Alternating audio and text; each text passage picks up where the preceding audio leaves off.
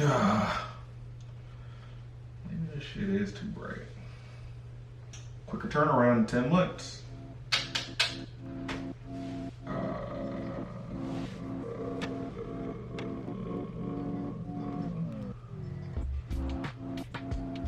Welcome back, y'all. Hope all doing good. Got something for you today. For me, for y'all, for the folks. Me being folks. Folks being me. So I've been meaning to do this unboxing for a good minute now. It's been just sitting here in this box. And I'm finally gonna make it happen. So this is a shoe that I hit on sneakers, surprisingly enough. Me and my lady went to the gym a couple months back whenever it released. And I got my homie texting me, shout out Steven, was like, hey, you know, the so-and-so's dropped this morning. And I was like, oh yeah, I guess I'll put in and just take the L like everybody else does. Lo and behold, I get a text as I'm leaving the gym from my bank saying like, hey, did you mean to pay this amount of money? And I was like, yeah, I did. And they're here. So they actually got here pretty fast, on time. No shenanigans from FedEx or anybody, unlike a lot of other folks I knew that had issues with this release whenever they came out.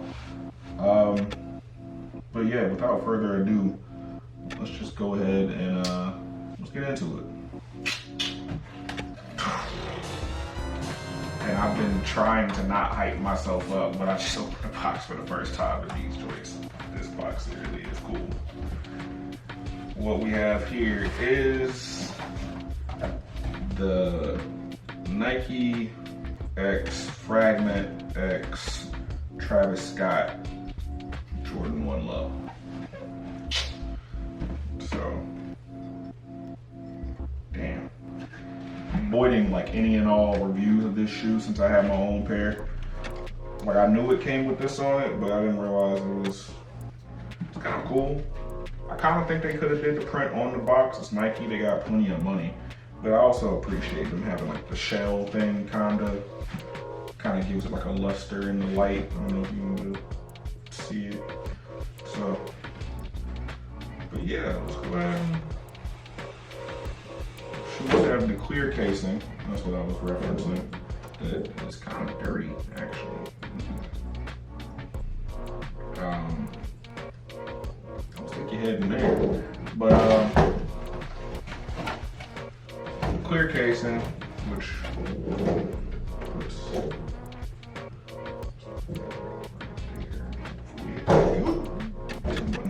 we have the classic Jordan 1 box reimagined into the blue end. It's like a cream.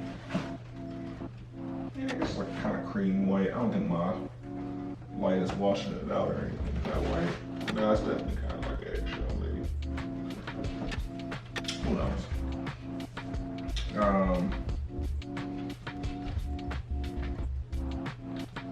Look on the inside. The pink paper. That's a nice touch. But this is one of the most hyped releases of the year. Man, these are actually pretty cool in person, I can't lie. And I'm usually not like a real big on hype guy. Like if I take the L, I take the L. I just kind of move on my life. Like there's gonna be plenty of other shoes in the future I'll like. But this is the first sneakers release I've hit in 2 years. I don't count. I got the Space Hippie ones, the kind of all black ones with like the Volt on the inside, medial side, which I don't really count as like hitting on sneakers. Like Space Hippies are cool. Most folks aren't like hype for Space Hippies. You can get those on like a local Foot Locker, and my mall has them. It's cool. Space Hippies are a good shoe. You should get them. But as far as like something like this, like a that exclusive, you know. All firsthand pulling these out the box, these are surprisingly well made, considering with me working in a retail sneaker shop, you see stuff come straight in from the center, and we see all the glue stains and frayed edges, and it's not just Jordan like products. When I tell you, like, I've seen so many terrible Barclays this year. It's not funny, actually, for Nike being the billion-dollar company they are. As far as going over details on the shoe, comes with 4 sets of laces. The cream laces come inside, unlaced, like the classic Jordan 1s. Pink, this is a kind of like a little bit darker than a royal blue. And the always nice black. These are all wax laces, which is definitely a good touch. We've also got the black leather on the eyelets, black leather around the toe guard, white leather on the toe box. You got like a cream nylon tongue, a cream reverse check, which is the commonality between all of the Jordan 1 releases for Travis Scott. That's his thing. The stitched, which I did not know, stitched wings logo, which now I'm looking at, it does have like one minor stitch out of place, which, you know,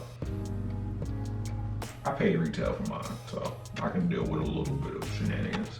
And then the fragment logo on the back of the, what is this?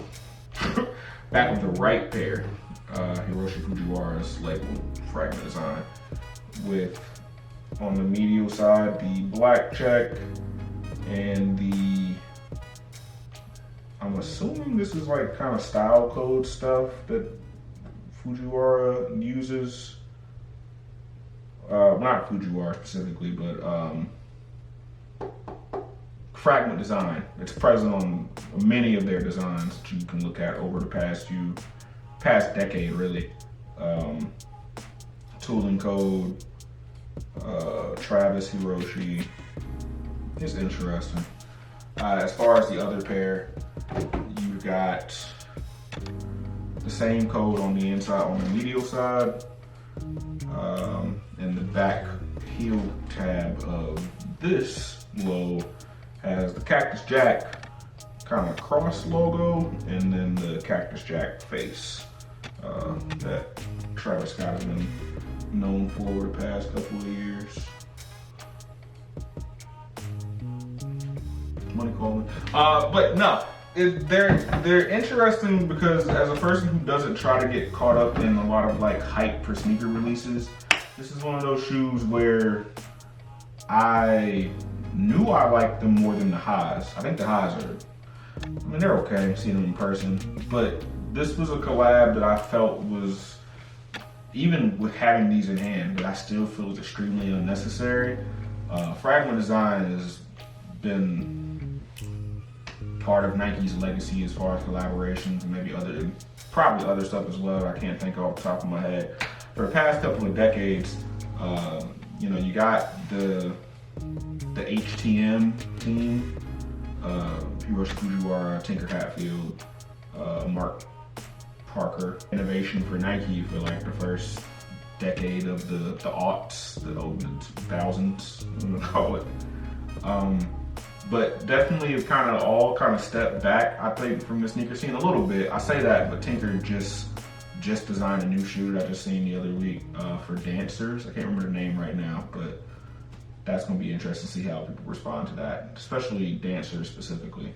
Mark Parker stepped down from Nike, I wanna say beginning of 2020, which is, yeah, when he stepped away from the CEO position. And Hiroshi Fujiwara still does fragment design and everything else he has his hand in. He's a super influential part of not only Japanese fashion, but I mean fashion as we know it in the modern era. But even then, one of my favorite writers of like basketball and sneaker history in general, Russ Bankston, had a tweet a while back about him trying to get in contact with, Mr. Fujiwara. Am I saying that correctly? I want to say, yeah, Fujiwara's the last name. I'm going to cut this part out. But speaking with him about, wanted to talk with him about just kind of sneakers and stuff like that, and apparently he couldn't be bothered to talk about it because I guess he just doesn't really care about sneakers like that anymore. But these still came out with like the fragment design thing, and it's like it's one of those things where if you think of fragment, you think of Hiroshi Fujiwara, which is, that's just kind of how it goes. But if you don't actually care about sneakers anymore, it's not like fragment can't still do collabs, but maybe it should be more evident that somebody else is kind of running things now, just so we'll know like the brain power behind the brand is different, so you can know to expect different things. Like for people in the know, people hear Bape and they think of Nigo, but if you know about Bape, you know that Nigo doesn't run Bape anymore. So decisions that Bape makes now would be separate from who he is, especially with him running Human Made and now he's about to run Kenzo. Shout out to Nigo. So yeah, I didn't like the highs. I still don't like the highs. The lows are really cool.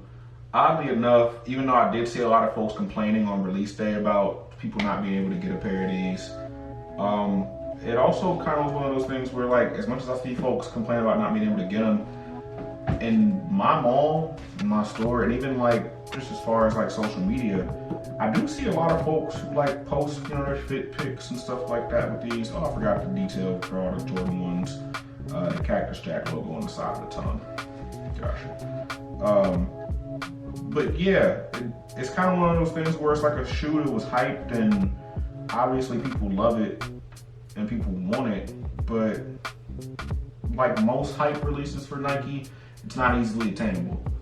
But then because I see so many people with it, I'm like, well, is it really that hyped or supposed to be that attainable? And that's kind of been interesting with a lot of the special releases for Jordan in 2021, whereas we've had, specifically for the Jordan 1, you've got the trophy rooms, the fragments, the Billie Eilish AJKOs, the Mama Niers, this will be coming next month, the Lily Mays, like a new high every other month, plenty of mids, plenty of lows, and then you got the Zoom Comfort, the winterized joints dropping in a couple of months, the 85 highs, which have been, the OG lows, which has been a couple of colors. The main one I think everybody really talks about is going to be the shattered backboards because that's the most popular one. And I mentioned the AJKOs for Billie Eilish, but they did retro the original Chicago color and the storm blue color. I'm pretty sure if it didn't drop this month, it drops next month. So yeah, it's been the Jordan 1, as much as folks love to claim like the bubble is bound to pop and that, the shoes just isn't that popular anymore. I don't think that's going to be the case just because it's such a classic design. Like even as a low, this is just really, really good shoe design. Knocked it out of the park. So it's kind of one of those things where I love to have it because I like having good shoes, cool shoes especially. I mean, cool, but I like having good design, well-designed shoes. Having a well-designed shoe that's hyped is super cool. Having a well-designed shoe that's hyped that it seems like everybody got is also kind of cool, but maybe deflates the air a little bit in the hype bubble, which isn't a bad thing because I don't like being in the hype bubble.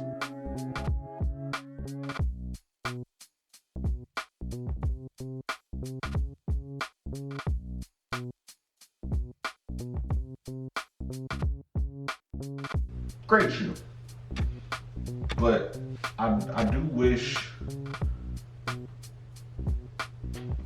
maybe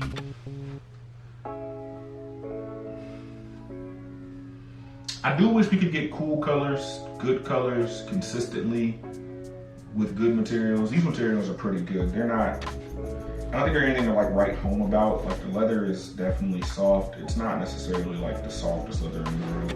And obviously soft leather will especially on Jordan 1, soft leather will fucking crumple up if you look at it too hard. Like just pressing that in, like you can kind of sort of see the grain, not the grain, but like kind of see how the leather's gonna bend over time a little bit, but I don't know. It's not the craziest thing in the world. I do wonder what the next big step is. I took so long to record this that 2 more Travis Scott Jordan 1 lows have been confirmed to come out next year. People are thinking it's gonna be the color that his daughter Stormy was wearing and one of the other ones. I'm probably not gonna go for those. I only went for these kind of on a whim and I somehow hit on sneakers. Like, I didn't use a bot. I didn't use anything special. Like I was at the gym, I put it in and I just went back to doing my workout and then I left out in the next 10 minutes anyways. Just happened to time out that I checked my phone and, you know, I was blessed. But I don't know, I don't necessarily need more Travis Scott Jordan 1 lows. Like the reverse swoosh thing is cool. I genuinely like reverse checks on a lot of Nike shoes. Like some of my favorite Nike shoes of all time have the reverse check. Maybe it depends on whatever colors he has coming out next. Maybe I'll shoot for those. As far as this fragment being tied into the Travis Scott thing, like Travis Scott being like a style icon is interesting, but I don't think of fragment design when I think of Travis Scott, personally. That's just me. If you do, let me know in the comments for sure. But yeah, it's one of those collabs where it's like you could have did this color without fragment being involved. It still could have been like fragment inspired, certainly. Like you still could have, you know, the blue and the white and the black, I get it. But at the same time, it's like, I don't know. There's other things that could have been said, you know, produced as far as trying to tell a story. And I think that's been Nike's kind of weirdest thing this year as far as trying to tell stories. For some of their releases that you would think would have a story, they do. And then for some of their releases that you would guarantee the story would be there, they don't, or they make up a fake one that doesn't make any sense, like the Moonlight 5s. Don't even get me started. So yeah, all in all, a cool shoe. I do wonder if we got more Travis Scott Jordan 1 lows confirmed due to the fact that apparently that Nike's starting to feel the heat from some of the smaller brands. But in that same regard, some of the smaller brands they said they were feeling the heat from, such as New Balance, have also kind of sort of been taking the same kind of step that Nike has in using people and their ability to tell their own personal stories using sneakers or apparel or whatever the case may be. And they've just been kind of doing it in maybe a slightly more effective way, but it also could just be designers that are more appealing as far as how their approach has allowed folks to kind of see what they're going for. I can't remember the last time I read a Hiroshi Fujiwara interview. I've read a Salehi Bembury interview earlier this year with, was it WWD? It could have been somebody else. It might have been WWD, and I know I read one that he did with Footwear News. Saying it was like Joe Freshgoods and what he's done with New Balance. Things like that I think are pretty interesting. Kid Super with Puma. Just kind of like designers and people who maybe aren't necessarily like footwear designers or fashion designers, people who have a story to tell and a unique vision. I think will definitely get people interested in what you can bring to the table as a brand. New Balance has a rich heritage of models that deserve hype outside of like the 992 or the 574.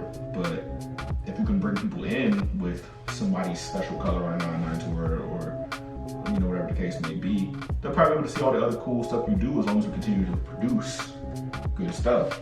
Nike and Jordan have had a problem producing good stuff, but you made everything go direct to consumer with your sneakers app, and now nobody can get anything because you've kind of sort of been shafting the stores, the mom and pop stores and the retail chains as far as getting the product. And now nobody can buy anything until they go to the local reseller shop and have to get taxed out the ass. But yeah, that's gonna be it for these. I may have to go back and, you know, we'll get some B-roll stuff for you, but that's gonna be it. Let me know in the comments if you were able to snag these, or if you like the Haas more, if you don't even care about Travis Scott, if you just here because you supporting the homie, which I appreciate. You know, and I'm gonna see you very soon again. I already have something else to unbox for you that I feel much better about as far as the story, but I'm not sure how I feel about as far as what it's gonna look like in hand. The pictures have been cool, but we'll see. But yeah, this is your boy signing off. I'm gonna catch y'all later.